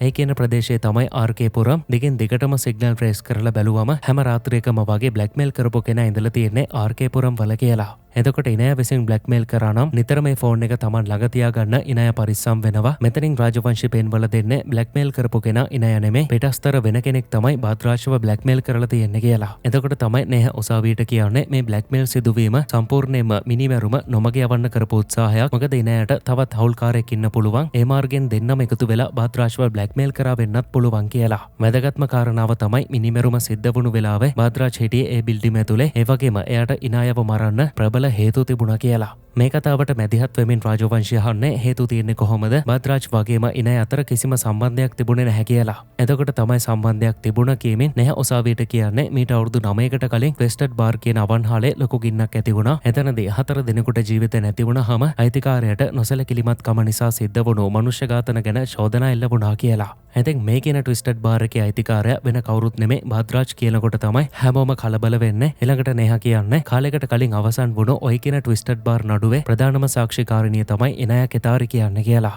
ඔය වෙලාවේදී මැදිහත් වුණු රාජවංශ කියන්නේ ඒ නඩුවේ එන අය විතරක් නෙමෙයි තවත් ඕනතරම් සාක්ෂිකාරයන් හිටියා. එහෙමයි කියලා ඉන අය අතර තියෙන සම්බන්ධය ඔප්පු කරන්න බෑ කියලා. එතකොට තමයි නේහා ළඟ තිබුණු ලොකුම තුරුම්පු එළියට ගන්න. එය අනුව හෙලි කරන්නේ අදාළ ට්විස්ටඩ් බාර් නඩුවෙන් සතියකට පස්සේ බාද්රාජ් එන අයට එයා දැන් ඉන්න කෝටි 4ක අපාර්ට්මන්ට් එක තෑගි කරලා තියෙනවා කියලා. ඒවට අදාළව ලියකියවිලි හොයාගන්න නියෝගයක් නිකුත් කරන්න කියලා නේහා ඉල්ලීම් කරනකොට මෙතනට විරුද්ධ වෙන රාජවංශ කියන්නේ ඔය කියන ලියවිලි අවුරුදු 9ක් පරණයි. ඒවා හොයාගන්න එක අමාරු වැඩක් කියලා. මේ කියනකොට තමයි නේහා උත්තර දෙන්නේ මම ඒකටත් විසඳුමක් හොයාගත්තා. මොකද අපි ඊයේ සූර්ය ටවර්ස් එකේ කෙනෙකුගේ ඔප්පුවක් නැතිවුණු බව කියලා බාද්රාජ්ගේ ඔෆිස් එකට කතා කරලා ඒ ඔප්පුව ආයමත් දවසෙන් ඉල්ලගත්තා කියලා. මොකද බාද්රාජ්ට තමයි මේ කියන සම්පූර්ණ ෆ්ලැට් එකේම ප්‍රොජෙක්ට් එක අයිති වෙලා තිබිලා තියෙන්නේ. ඉතින් ඉන අය ෆ්ලැට් එක ගන්න මාසෙකට කලින් ගනිපු කෙනෙක් තමයි ඊයේ රික්වෙස්ට් කරලා ඔප්පුව ඉල්ලගත්තේ. ඒ කියන්නේ ඊට පස්සේ අපාර්ට්මන්ට් එක ලැබුණු ඉන අයගේ ඔප්පුව නැති වෙන්න විදියක් නැහැ කියලා නේහා රාජවංශිව කර මුලටම හිර කරනවා. ඊළඟට රාජවංශේ මේ කියන ඩොකියුමන්ට් ඉදිරිපත් කරන්න කාලේ ඉල්ලනකොට නඩුව කල් යනවා. නමුත් මේ වතාවේදී නේහා අති සාර්ථක විදියට එයාගේ පැත්තට නඩුවේ වාසිය හරව ගන්නවා. එතනින් පස්සේ තමයි නේහා ට්විස්ටඩ් බාර් නඩුව ගැන තවදුරටත් විස්තර හොයන්නේ. ඒ වෙලාවේදී තමයි නේහා දැකපු දෙයින් පුදුම වෙන්නේ. මොකද මේ නඩුවට සම්බන්ධ ට්විස්ටඩ් බාර් එකේ අයිතිකාරයා බාද්රාජ් ඒ වගේම මේකේ මැනේජර් විදියට වැඩ කරලා තියෙන්නේ ජගදීෂ් සිං. ඒ වගේම වැරදිකාරයා බවට පත්වුණු රාම්නාත් තමයි සුපර්වයිසර් ඉඳලා තියෙන්නේ. නමුත් එයා හිරේදී සියදිවි නසාගෙන මරණයටපත් වෙලා. එතකොට සිද්ධිය ඇසින්දුට සාක්ෂිකාරිනිය තමයි එනායක තාරි කියන්නේ. ඉතින් ඔයාලට මතක ඇති නේහා දිනපු පළවෙනි නඩුව තමයි ජගදීෂ් සිංගේ ඩ්‍රග් කේස් එක. ඒක විතරක් නෙමෙයි දැන් ඉතුරු දෙන්නගෙත් නඩුව එයාටම ආපු එක ගැන නේහාට මොකොත්ම හිතාගන්න බැරි වෙනවා. ඊළඟට නේහා සාරිකා එක්කත් කතා වෙන්නේ ට්විස්ටඩ් බාර් කේස් එකට අදාළ අයගේ හැම නඩුවක්ම එයාට ආපු එක ගැන. එතකොට සාරිකා කියන්නේ ඒ වගේ දේවල් හම්බෙකින් සිද්ධ වෙනවා කියලා. නමුත් ඉතින් නේහාගේ හිත කියන්නේම මෙතන මොකක් හරි අවුලක් තියෙනවා. මොකද අවුරුදු 9කට පස්සේ දැන් එක පාරටම ට්විස්ටඩ් බාර් කේස් එකට සම්බන්ධ සිද්ධි එළියට එන නිසා. එතකොට සාරිකා කියන්නේ කලබල නැතුව ඉඳගෙන දැන් නඩුවට අවධානය දෙන්න. ඉස්සෙල්ලා ඒක විසඳගෙන ඊට පස්සේ ඔය දේ ගැන බලමු කියලා. මේ අතරදී අශ්වින් බාද්රාජ්ගේ 2016 අවුරුද්දේ ඉඳන් කෝල් රෙකෝඩ්ස් වලින් හොයාගන්නේ එයා දිගින් දිගටම ඉනායත් එක්ක කතා කරලා තියෙනවා කියලා. ඊළඟට අශ්වින් මෙයාට පෙන්වන්නේ ඒක විතරක් නෙමෙයි ඇත්තටම බාද්රාජ් ෆ්ලැට් එක විකුණුම් ඔප්පුවකින් ඉනායට බාර දීලා තියෙනවා කියලා. මේ දැකපු දෙයින් කේන්ති කරන රාජවංශේ අශ්වින් එක්ක බාද්රාජ්ට බනින්නේ ඒ මෝඩයට මං ඔය වගේ වැඩ කරන්න එපා කියලා හැමදාම කිව්වත් කියන එක අහන්නේ නැහැ කියලා. ඉතින් දැන් මේ ලියවිල නේහාගේ අතට ගියොතින් ලොකු ප්‍රශ්නයක් වෙනවා කියලා අශ්වින් කියනකොට රාජවංශ කියන්නේ එහෙම නොවෙන්න වග බලාගමු. උසාවි නියෝගය නිසා අපිට මේකත් දෙන්න වෙනවා. නමුත් අපි එකපාර කියව ගන්න බැරි තරම් ලොකු ඩොකියුමන්ට් ප්‍රමාණයක් අස්සේ මේක හංගල දෙමු. ඒ ඇරෙන්න දැන් වෙන කරන්න කිසිම දෙයක් නැහැ කියලා. මේ අතරදී නේහා යන්නේ මීට අවුරුදු ගානකට කලින් රජයේ නීතිඥයෙක් විදියට ප්‍රසිද්ධ වෙලා ඉඳපු ශ්‍යාම් කියන කෙනාව හම්බ වෙන්න. නේහා මේ වෙලාවේදී මෙයාගෙන් අහන්නේ ට්විස්ටඩ් බාර් කේස් එක ගැන. ඒකේ වැරදිකාරය බවට පත් වෙලා හිරේදී සියදිවි නසා ගනිපු රාම්නාත් ගැන. ඇතැන් මෝවේකාරබ වෙනකොටම අපි දැකපු සියදිවි නසා ගැනීම ගැන තමයි මේ කතාව වෙන්නේ. ශ්‍යාම් මෙතනදි කියන විදියට ට්විස්ටඩ් බාර් කේස් එකේදී ඒකේ වැඩ කරපු අයයි අයිතිකාරයයි රාම්නාත්ව බිල්ලට දීලා එයාලගේ ජීවිත බේරගෙන දෙනවා. ඇතැන් රාම්නාත් එයාගේ රස්සාව හරියට කරපු අහිංසක සේවකයෙක් කීමෙන් ශ්‍යාම් මෙතනදි කියන්නේ ඔයාගේ තාත්තා තමයි ඒ නඩුවත් හැන්ඩල් කරේ. එයාලා හිතා මතාම නඩුව කල්යන විදියට ගොඩක් දේවල් කරා. එතකොට චෝදිත පාර්ශවයට නඩුවට වියදම් කරන්න සල්ලි නැතුව ඒක අතාරින්න වුණා කියලා. ඇතැන් රාම්නාත් වැරදිකාරය වෙලා අවසානයේදී හිරේදී ජීවිතේ නැති කරගත්තා. එතනින් පස්සේ යාගේ පවුලත් විනාශ වෙලාම ගියා කියලා ශ්‍යාම් මෙතනදි කියන්නේ මට මතක විදියට එයාගේ මස්සිනත් වැඩ කරේ එතනම තමයි. එයා තාමත් ජීවත් වෙන වැති කියලා. ඊළඟට ශ්‍යාම්ගෙන් රාම්නාත්ගේ මස්සිනාගේ තොරතුරුත් අරගනිපු නේහා ආයමත් එන්නේ ගෙදර. මොකද දැන් නේහාට මේ කේස් එකේ කවුරුත් නොහිතපු පැත්තක් අහු වෙලා තියෙන්නේ. නේහා දිගටම ට්විස්ටඩ් බාර් කේස් එක ගැන විස්තර හොයන අතරේ සාරිකාගෙන් එමතුම් එනවා. නමුත් මේවටවත් උත්තර නොදී නේහා දිගටම එයාගේ වැඩේ කරගෙන යනවා. මේ වෙලාවේදී තමයි නේහාගේ මල්ලි අක්ෂය මෙහෙට එන්නේ. අම්මා ඔයාට කෑම එකක් ගෙනලා දෙන්න කිව්වා කියලා. එතකොට තමයි නේහා කේස් බෝඩ් එකත් වහලා මෙයාට නොපෙනෙන්න තියන්නේ. මොකද එයා කරන දේවල් ගැන මෙයා ගිහින් තාත්තට කියන්න ඉඩ තියෙන නිසා. නේහා මෙතනදී අක්ෂය අරගෙන ආව කෑම ටික එයාගේ බාජර් වලට දාගන්න අතරේ අක්ෂය කරන්නේ මෙතන පෙට්ටියක තිබුණු ෆයිල් අවුස්සන එක. ඊළඟට නේහා ආයමත් හැරුණම මේක නවත්තන මෙයා අක්කට කියන්නේ ඔයා ගොඩක් ධෛර්යවන්ත කෙල්ලෙක්. තාත්තගේ ඉස්සරහා බය නැතුව හිටගත් එක ගැන මට ගොඩක් ආඩම්බරයි කියලා. ඉතින් කොල්ලෙක් වෙලත් මට තාමත් තාත්තගේ ඉස්සරහා බය නැතුව හිටගන්න බැරි වුණා කීමෙන් අක්ෂය මෙහෙන් යනවා. මෙයා පිට වෙලා ගියාට පස්සේ තමයි නේහාගේ ගෝලයා පෙට්ටියේ තිබුණු ෆයිල් අතරින් එයාලා මෙච්චර වෙලාවක් හොයපු ඩොකියුමන්ට් එක හොයාගන්නේ. ඊළඟට මේක අතට ගත්ත නේහාට තේරුම් යනවා මෙච්චර වෙලාවක් මේක මෙතන තිබුණේ නැහැ. අක්ෂය තමයි අනිවාර්යයෙන්ම මේක අරගෙන එන්න ඇත්තේ කියලා. මොකද මේක තමයි රාජවංශය හංගන්න හදපු බාද්රාජ් විසින් එනයට අපාර්ට්මන්ට් එක පවරපු ලියවිල්ල. ඉතින් බාද්රාජ්ට දැන් හිර යන්න පුළුවන් කියලා ජූනියර් සතුටු වෙනකොට නේහා ඉන්නේ සතුටකින් නෙමෙයි. ඊළඟට අදට වැඩ නවත්තමු කියපු නේහා එදා හවස ඇවිත් හම්බ වෙන්නේ සාරිකාව. ඉතින් මං ඔයාට ගොඩක් කෝල් ගත්තා නමුත් ආන්සර් කරේ නැහැ කියලා සාරිකා කියනකොට නැහැ කියන්නේ බද්රාජ්ට විරුද්ධව සාක්ෂිය හම්බ වුණා. මුල ඉඳගෙනම එයා ඉනායව දැන අඳුරකින් ඉඳලා තියෙන්නේ. ඒ විතරක් නෙමෙයි ඉනායට අපාර්ට්මන්ට් එක තෑගි කරලා තියෙන්නෙත් එයා කියලා. ඉතින් එහෙනම් බද්රාජ්ගේ නඩුවත් ඉවරයි. ඔයා දිනුවා නේද කියලා සාරිකා අහනකොට නැහැ කියන්නේ ඇත්තටම මං තාමත් දිනුවේ නැහැ කියලා. මොකද ඉනායව ඝාතනය කරේ බද්රාජ් විසින් නෙමෙයි කියලා. මේ කියනකොට තමයි කුසුම් අම්මට කතා කරන්නේ තාත්තා පහලට එන්න කියනවා කියලා. ඊළඟට neha සාරිකාත් එක්කම පහලට ඇවේ. සාරිකාගේ හස්බන්ඩ්ුත් ඉඳපු තැනින් වාඩි වෙනවා. ඔතනදී තමයි මේ දෙන්නම පුදුමයට පත් කරමින් neha සාරිකාට කියන්නේ ඉනායව ඝාතනය කරපු මිනිමරුවා ඔයා කියලා. එතෙන් මේ මොනවද කියන්න කියලා අහමින් සාරිකා පුදුම වෙනකොට neha කියන්නේ මං එන්න කලින් ලොයර් ශ්‍යාම්වත් හම්බ වෙලා ආවේ කියලා. ඒකත් එක්කම අපිට පෙන්වන්නේ ශ්‍යාම් කියපු කතාව. මෙයා කියන විදියට ට්විස්ටඩ් බාර් හොටෙල් සිද්ධියේදී මරණයටපත් වුණු රාම්නාත්ගේ මස්සිනා තමයි රාජ් ලක්ෂ්මන් කියන්නේ. එතකොට එයා විවාහ වෙලා ඉන්නේ රාම්නාත්ගේ නංගි වුණු සාරිකාත් එක්ක. ශ්‍යාම් කියපු විදියට අයියව බේරගන්න සාරිකා පුළුවන් හැම දෙයක්ම කරලා තියෙනවා. එතෙන් ඒ වෙනකොටත් ප්‍රෙග්නන්ට් වෙලා ඉඳපු සාරිකා උසාවිකානේ ඇවිදිමින් අයියව නිදහස් කරගන්න උත්සාහ කරා. කවුරුත් මෙයාට අහුම්කම් දෙන්නෙත් නැහැ වගේම ලොය කෙනෙක්වත් හරියට උදව් කරන්න කැමති වෙන්නේ නැහැ. nehaගේ මේ හෙලිදරව්වෙන් සාරිකා ෂොක් වෙලා ඉන්නේ. ඊළඟට neha ජගදීශ් සිංගේ නඩුව මතක් කරලා කියන්නේ ඉන්ස්පෙක්ටර් රවිව පාවිච්චි කරලා එයාගේ බාර් එකට කොකෙන් දාලා බොරු නඩුවක් පටලලා එයාට දඬුවම් දුන්නා කියලා. එතෙන් ඉන්ස්පෙක්ටර් රවි මේ කතාව nehaට හෙලි කරලා තියෙන්නේ සාරිකා එයාව දාලා ගිහපු එකේ තරහට. ඊළඟට neha කියන්නේ ප්‍රමෝද් මිශ්‍රට විරුද්ධව වැටලා තිබුණු රේප් කේස් එකට අදාළ වීඩියෝ එකත් රාඝවගේ මාර්ගයෙන් මට ලැබෙන්න සැලසුවෙත් ඔයාමයි. රාඝවත් මේක nehaට හෙලි කරලා තියෙනවා. එතෙන් එහෙමනම් මේ වගේ දෙයක් මට කරන්න හේතු වුණු දෙත් ඔය දන්නව ඇතිනේ කියන සාරිකාගේ ඇස්වලට කඳුළු පිරෙනකොට මෙයාට මතක් වෙන්නේ එදා මේ කියන ට්විස්ටඩ් බාර් එකේ ඇතිවෙච්ච ගින්න. එතෙන් එදා ගින්න ඇතිබුණු වෙලාවේදී මගේ අයියා හරියට මෙයාගේ ඩියුටිය කරා. ඇත්තටම වැරද්ද කරේ ජගදීෂ්යි බද්රාජුයි කියමින් මෙයාලගේ මතකයේ යන්නේ අතීත කතාවට. රාම්නාත්ට විරුද්ධව ජගදීෂ් සාක්ෂි දීලා තියෙන්නේ රෙස්ටෝරන්ට් එකේ හදිසි පිටවීම දොරටුව වහන්න එපා කියලා මං උපදෙස් දෙනකොටත් රාම්නාත් එක ගණන් නොගෙන එතන ටේබල් දැම්මා කියලා. ඒත් ඇත්තටම සිද්ධ වෙලා තියෙන්නේ මේ කතාවේ අනිත් පැත්ත. රාම්නාත් එපා කියනකොටම ජගදීෂ් සිං තමයි හදිසි පිටවීමේ දොරටුවත් වැහෙන්න ටේබල් දාලා තියෙන්නේ. මොකද වැඩිපුර ටේබල් තියෙනකොට මිනිස්සු ගොඩක් ඇතුළට ගන්න පුළුවන් නිසා. මෙතනදි සාරිකාගේ හස්බන්ඩ් nehaට කියන්නේ ජගදීශ් රාම්නාට් එහෙම කියනකොට මං එතන හිටියා. ඒ විතරක් නෙමෙයි බද්රාජ් මේකට කෙලිම වැරදිකාරයෙක්. මොකද එයාට ලැබිලා තිබුණු බලපත්‍රයට අනුව ගොඩනැගිල්ල වහලෙන් 3න් එකක් විතරයි වහන්න අවසර තිබුණේ කියලා. නමුත් එහෙම කරන්නේ නැතුව සම්පූර්ණ ගොඩනැගිල්ලම වහලා ඒ තට්ටුව උඩත් බිල්ඩින් එකක් හැදුව නිසා තමයි මේ ගිනි අනතුර නිසා ලොකු විනාශයක් සිද්ධ වෙලා තියෙන්නේ. එතෙන් එදා ගින්න සිද්ධ වුණු වෙලාවේ ලොකු සෙනගක් ඇතුළේ ඉඳලා එයාලට එළියට පැන ගන්න වීදුරුවක් කඩලා උදව් කරන අතරදී තමයි මෙයාගේ ඇඟටත් ලියක් කඩාගෙන වැටිලා ජීවිත කාලෙම ආබාධිතයෙක් වෙලා ඉන්න සිද්ධ වෙලා තියෙන්නේ. මේ කියන කොටත් neha බලාගෙන ඉන්නේ මෙයාගේ අතේ තාමත් තියෙන පිලිස්සුම් සලකුණු දිහා. ඔය වෙලාවේදී තමයි සාරිකා කියන්නේ බද්රාජ්ට කවදාවත් එයාගේ සේවකයා ගැන ගාණක් තිබ්බේ නැහැ. එයාට ඕන කරේ සල්ලි විතරයි කියලා. එතෙන් මගේ අයියට අවුරුදු ගාණක සෙර දඬුවමක් ලැබුණම ආව ප්‍රෙෂරයකටම එයා සේදිවි නසාගත්තා. එතකොට ඔය එක්කෙනෙක්ටවත් අඩුම තරමේ ගාණක්වත් තිබුණේ නැහැ කියලා. එතෙන් අන්න ඒ නිසා තමයි අපි මේ සැලසුම හැදුවේ. ඔන්න එක ගානේ හිරේ විඳවන එක තමයි මට දකින්න ඕන වුණේ කියලා. එතෙන් ඔයාලට මතක ඇති කතාව මුල හරියේ රාජවංශිකේ පාටියේදී බද්රාජ් අයිස් කැට වැඩි කියලා අයින් කරපු වීදුරුවක් කවුරු හරි එළියට අරගෙන ගියා කියලා. එතෙන් අන්න ඒ වැඩේ මෙහෙवला තියෙන සාරිකා බද්රාජ්ගේ ෆින්ගර්ප්‍රින්ට් එක ගන්න.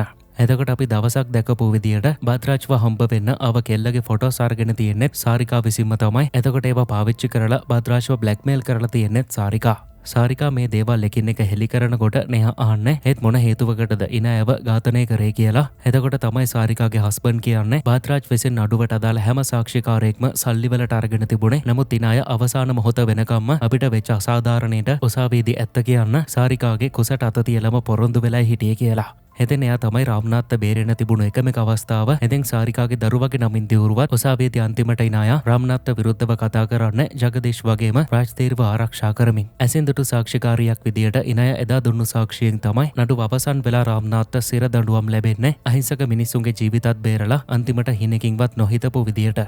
මෙතනදී වර්තමානයට ආව සාරිකා nehaට කියන්නේ රාම්නාත්ගේ මරණෙත් එක්ක අපේ මුළු පවුලම කඩාගෙන වැටුණා. ඒකට හේතු වෙච්ච ඉනායට ඒ අතරේදී බද්රාජ්ගෙන් කෝටි ගානක ලස්සන ගෙදරක් හම්බ වුණා කියලා. ඉතින් හිනා යන කතාව මොකක්ද කියලා දන්නවද කියලා හමින් සාරිකා nehaට කියන්නේ රෙස්ටෝරන්ට් එකේ ගින්නෙන් ඉනාය මැරෙන්න යනකොට රාම්නාත් තමයි එයාගේ ජීවිතය ගැන නොහිතා ඉනායව බේරගත්තේ කියලා. ඉතින් ඔයා එහෙමනම් ඇයි බද්රාජ්ව ඉතුරු කරේ? එයාවත් මරන්න තිබුණනේ කියලා neha අහනකොට සාරිකා කියන්නේ එහෙම නෙමෙයි වෙන්න ඕන. එයාගේ නම්බුව බේරගන්න රාම්නාත්ගේ ජීවිතේ නැති වුණා. දැන් රාජ්තේර් ජීවත් වෙලා ඉන්නකොටම එයාගේ නම්බුව නැති වෙලා ගිහිල්ලා එයාගේ පවුලේ අයත් අපි වගේම දුක් විඳින්න ඕන කියලා. ඉතින් ඒ නිසාද එයාව ඉනායගේ මර්ඩර් කේස් එකට පැටලුවේ කියලා නේහා අහනකොට සාරිකා කියන්නේ මං අවුරුදු ගාණක්ම විනිසුරුතුමාට පහලින් උසාවියේ වැඩ කරා සිද්ධ වුණු හැම දෙයක්ම අහගෙන බලාගෙන හිටියේ කියලා. එතකොට මට තේරුම් ගිය එක දෙයයි ඒක තමයි සල්ලිකාරයෙක් නම් උසාවියේදී ඕනම නඩුවක් දිනන්න පුළුවන් නීතියත් ගණන් ගන්න සල්ලිකාරයන් කරන කියන දේවල් විතරයි කියලා. මේ වෙලාවෙදි තමයි නේහා කියන්නේ බාත්‍රාජ්ව කොටු කරන්න ඔයාගේ මද්දකින් තමයි ඉනායව මැරුවේ කියලා. මේකට උත්තර නොදෙන සාරිකා කියන්නේ මැරුවද නැද්ද කියලා අදාළ නැහැ. වැදගත් වෙන්නේ මම ඒක කරා කියලා ඔප්පු කරන්න පුළුවන් නම් විතරයි කියලා. මෙතනදී නේහා සිද්ධිය වුණු හැටි ගැන සාරිකාට කියන්න පටන් ගන්නවා. එතෙන් අදාළ අපාර්ට්මන්ට් එකේම රයන් කියලා ළමයෙකුට ටියුෂන් කරන්න ඔයා නිතර මෙහි යන නිසා කාටවත් සැකයක් ඇති වෙන්නේ නැහැ. නමුත් එදා ක්ලාස් එක විනාඩි 10ක් කලින් පටන් අරගෙන විනාඩි 10කට කලින් අවසන් කරා කියලා.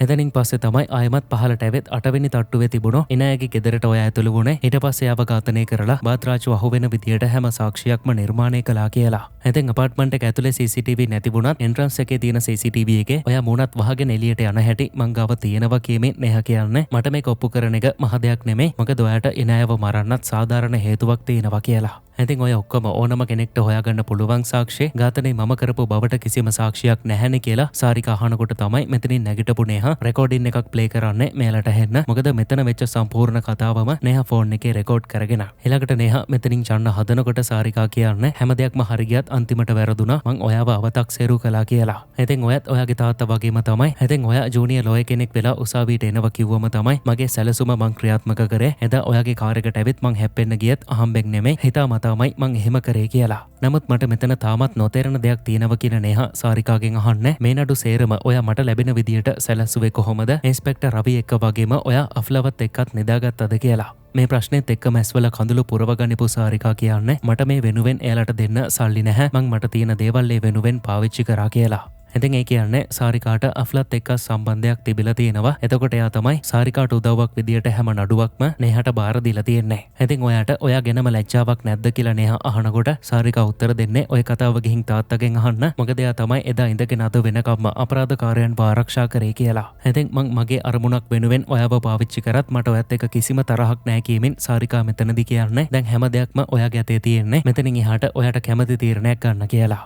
මොකද නොකියම නේහා මෙතනින් එළියට එනවා. එතකොටම තමයි ඉස්සරහට ආව කුසුම්ව හම්බ වෙන්නේ. ඔය වෙලාවේදී නේහා කුසුම්වත් වැළඳගෙන මෙයාට අස්සමු දෙනවා. ඊළඟට නේහා කෙලින්ම එන්නේ ගෙදරට තාත්තව හොයාගෙන. මෙතනදී නේහා තාත්තගෙන් අහන්නේ ට්විස්ටඩ් බාර් කේස් එකේදී ඇත්තම වැරදිකාරයා කවුද කියලා. මට මතක විදියට වැරදිකාරයා හිරේ ගියා ඊට පස්සේ එයා මැරුණා කියලා තාත්තා කියනකොට තමයි නේහා අහන්නේ. නමුත් ඇත්තම වැරදිකාරයා එයා නෙමෙයි නේද කියලා. එතකොට තමයි තාත්තා කියන්නේ සේවාදායකයෙක් මට මුදලක් ගෙවනවා නම් ඒකට සාධාරණයක් කරන්න මං බැඳිලා ඉන්නවා. ඒ කියන්නේ වැරදිකාරයා කවුරු වුණත් මගේ පාර්ශවයේ නිවැරදි කරු කරන්නයි මං බැඳිලා ඉන්නේ කියලා. එතකොට ලෝය කෙනෙක් විදියට යුක්තිය සාධාරණයි කියලා දෙයක් ගැන ඔයා හිතන්නේ නැද්ද කියලා නේහා අහනවා. ඔය දෙයට තාත්තා උත්තර දෙන්නේ අපරාධය ඔප්පු කරන්න පුළුවන් නම් ඒව අදාළ වෙන්නේ නැහැ. එහෙම තමයි මේ සිස්ටම් එක හැදිලා තියෙන්නේ කියලා. තාත්තා කියපු මේ කතාවෙන් නේහත් දෙයක් තේරුම් ගන්නවා. එතනින් පස්සේ තමයි ආයමත් නඩු විභාගය ආරම්භ වෙන්නේ. එතෙන් සාරිකාත් මෙතනදී සුපුරුදු විදියටම රාජකාරියට වාර්තා කරලා ඉන්නේ. ඔය අතරදී නේහත් නඩුවට ලෑස්ති වෙනවා. මේ වෙලාවේදී සාරිකා ඉන්නේ නේහා මොන වගේ තීරණයක් ගනීවිද කියලා හිතා ගන්න බැරුව එයානුව මුලින්ම විත්ති කුඩුවට කැඳවන බාත්‍රාජ්ගෙන් හරස් ප්‍රශ්න අහන අවස්ථාව නේහට හම්බ වෙනවා.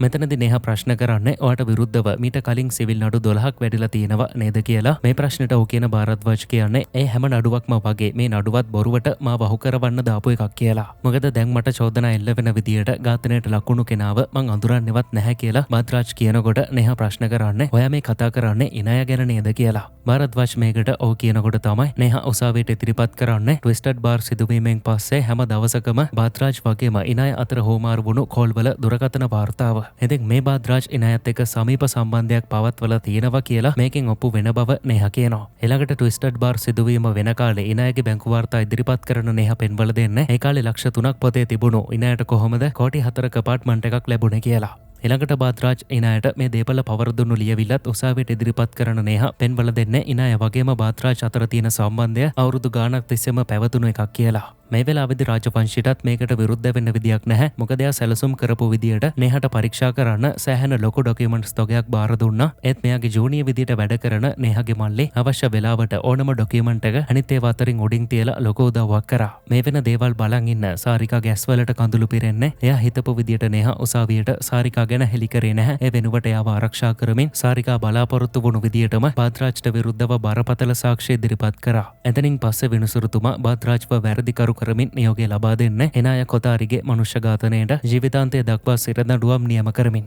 එතෙන් විනිසුරුතුමා ළඟ බිඳගෙන කඳුළුත් පිහදාමින් සාරිකා මේ තීන්දුව ටයිප් කරන්නේ මොකද මේ තමයි එයාගේ රස්සාව. මේ වෙලාවේදී විනිසුරුතුමා ට්විස්ටඩ් බාර් සිදුවීමට අදාළ කේස් එකත් නැවත ඕපන් කරලා විශේෂ විමර්ශනයක් කරන්නත් නියෝග කරනවා. මේ විදියට මේ නඩුව අවසන් වෙන්නේ අවසානයේදී කෙසේ හෝ යුක්තිය ජය ගන්නා බව තවදුරටත් සනාථ කරමින්. ඊළඟට එළියට ආව රාජවංශයේ දුවට කතා කරලා කියන්නේ මට ඔයා ගැන ගොඩක් සතුටුයි. ඒ වගේම ඔයත් දැන් hina වෙන්න. මොකද ඔයා මේ දිනුවේ අපේ ඩීල් එකේ 10 වෙනි නඩුව කියලා. එතකොට තමයි නේහා කියන්නේ එදා ඔය ට්විස්ටඩ් බාර් කේස් එකෙන් බාද්රාජ්ව බේරගත්තේ නැත්නම් අද අපි මෙහෙම දෙපැත්තකට වෙලා තර්ක කරන්නෙත් නැහැනේ කියලා. එතෙක් මට උසාවියේදී පෙරදුණු එකට කිසිම දුකක් නැහැ කියන රාජවංශ කියන්නේ මොකද මං නඩුවක් පෙරදුනේ මගේ දුවට නිසා. ඒ වගේම මං කරමින් ආපු ලොකු වැරද්දක බරක් ඔයා මගෙන් අයින් කරා කියලා. ඉස්සරහට මොකද කරන්න කියලා තනියම තීරණයක් ගන්න කීමින් තාත්තා මෙතනින් යන්නේ මීඩියා වලින් ඇවිත් ඔයාව හම්බ වෙන්න පොරකනවා එයාලත් එක්කත් කතා කරන්න කියලා. මෙතනින් පස්සේ දා හවස ගෙදර ආවම තමයි සාරිකා ඇවිත් නේහව හම්බ වෙලා කියන්නේ ඔයාට ස්තුති කරන්නද මොනවා කියන්නද කියලා මට හිතා ගන්න බෑ කියලා. ඉතින් උසාවියෙන් මට ඕන නඩු තීන්දුව දුන්නත් මට යුක්තිය ඉෂ්ට කරේ ඔයා කීමින් සාරිකා කියනකොට නේහා කියන්නේ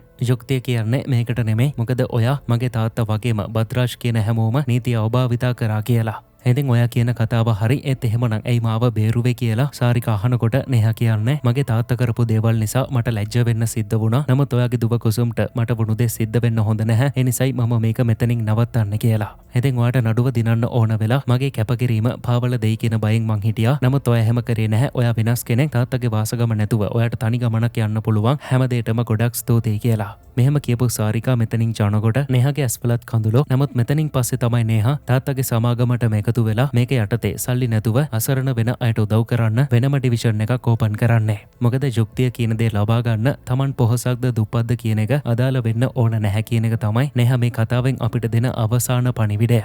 මෙතනින් මූවී එක අවසන් වෙලා යනකොට අද මූවී එක ගැනත් ඔයාගේ අදහස අනිවාර්යයෙන්ම පහලින් කමෙන්ට් එකක් දාන්න, වීඩියෝ එකට ලයික් එකක් දාන්න. දිගටම මේ විදියට මූවිස් බලන්න කැමති නම් රූ සිනමා අපිව සබ්ස්ක්‍රයිබ් කරන්න. ඊළඟ වීඩියෝ එක දාපු ගමන් දැනගන්න බෙල් අයිකන් එක ඕල් දාලා තියාගන්න. දැන් එන් ස්ක්‍රීන් එකෙන් ඔයාට මගහැරුණු මූවිස් බලන්න පුළුවන්. ඒ ගැනත් මතක් කරමින් සමුගන්නවා. හැමෝටම සුබ දවසක්.